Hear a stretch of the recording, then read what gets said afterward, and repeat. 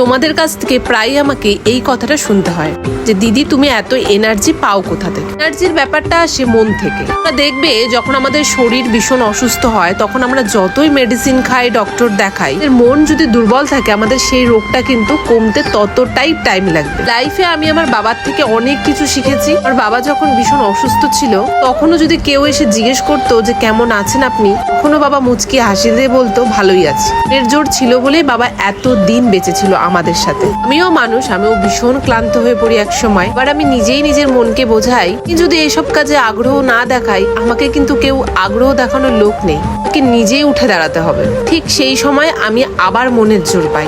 দেখবে তুমি যে কাজকে বেশি ভালোবাসবে সেই কাজটার সময় তুমি ঠিক বের করে নিতে পারবে। আমি জানি সময় বের করাটা ভীষণ কষ্টের।